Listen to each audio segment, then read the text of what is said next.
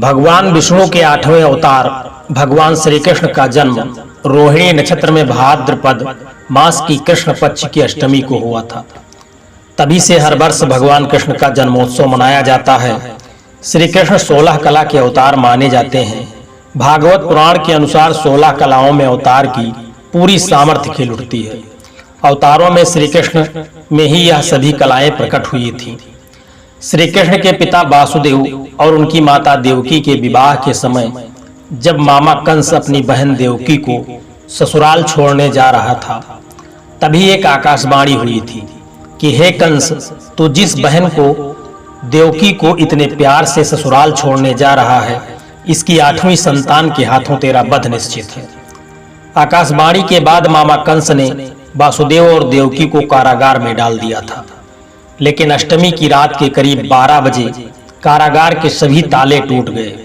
वही कंस के सैनिक गहरी निद्रा में सो गए। आकाश में घने बादल छा गए और भयंकर बरसात होने लगी। इसके बाद श्री कृष्ण का जन्म हुआ। लेकिन भगवान श्री कृष्ण ने आधी रात में ही क्यों जन्म लिया, इसका क्या रहस्य है? दरअसल भगवान कृष्ण का अष्टमी की रात में जन्म लेने का कारण चंद्रवंशी होना है। भगवान श्री राम सूर्यवंशी हैं, उन्होंने सुबह के समय जन्म लिया था। ऐसे ही भगवान कृष्ण चंद्रवंशी हैं, इसीलिए उनका जन्म रात्रि में हुआ था। श्री कृष्ण चंद्रवंशी हैं और चंद्रदेव उनके पूर्वज हैं। वहीं चंद्रदेव के पुत्र बुध हैं, इसीलिए भगवान श्री कृष्ण ने बुधवार के दिन ही जन्म लिया था। वहीं रोहिणी चंद्रमा की पत्नी व नक्षत्र हैं, इसी कारण रोहिणी नक्षत्र में भगवान ने जन्म लिया। वहीं अष्टमी तिथि शक्ति का प्रतीक मानी जाती है और भगवान विष्णु इस शक्ति के कारण पूरे ब्रह्मांड का संचालन करते हैं।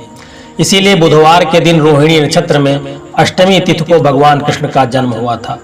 जिस समय उनके सभी पूर्वज उपस्थित थे, कहते हैं एक बार चंद्रमा और उनकी पत्नी रोहिणी ने भगवान विष्णु से प्रार्थना की और कहा कि हे प्रभु, आप सूर्य वंश में जन्म लेकर सूर्य को आपके पूर्वज होने का सौभाग्य प्राप्त हो चुका है, लेकिन मैं इस सौभाग्य से वंचित हूँ। प्रभु, मुझे अपना पूर्वज होने का गौरव प्रदान करें। तब भगवान विष्णु ने उनकी बात को स्वीकार कर लिया और चंद्रवंश में जन्म लिया। भगवान कृष्ण ने कंस के कारागार से निकलने के लिए भी आधी रात का समय चुना था, ताकि उनके पिता उन्हें सुरक्षित स्थान पर भेज सके। इसीलिए जब कृष्ण का जन्म हुआ, तब सभी कारागार के द्वार खुल गए और सैनिक गहरी निद्रा में सो गए। पौराणिक धर्म ग्रंथों में उल्लेख है कि कृष्णावतार के समय पृथ्वी से अंतरिक्ष तक सारा वातावरण सकारात्मक हो गया था। प्रकृति, पशु पक्षी, ऋषि, किन्नर आदि सभी हर्षित और प्रफुल्लित हुए थे। यानी कृष्ण के जन्म के समय चारों ओर एक सुंदर वातावरण बन गया था। धर्म ग्रंथों के आधार पर यह कहा जा सकता है कि श्री कृष्ण ने योजनाबद्ध रूप से पृथ्वी पर मथुरापुरी में अवतार लिया। तब उनके पिता वासुदेव गोकुल में उन्हें सुरक्षित स्थान पर पहुंचा सके और वापस जेल में अपनी पत्नी के पास आ गए। सुबह जब कंस कारागार में पहुंचा तो देखा कि देवकी ने पुत्र को जन्म दिया है।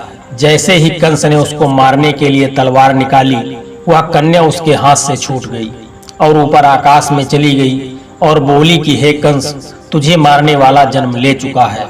भगवान श्री कृष्ण नंद और यशोदा के घर गोकुल में पले बढ़े। कंस ने वहां भी उन्हें मारने की कई योजनाएं बनाई, लेकिन वह सफल नहीं हो सका। अंत में श्री कृष्ण ने कंस का वध करके धर्म की स्थापना की। जय श्री कृष्ण। राधे राधे।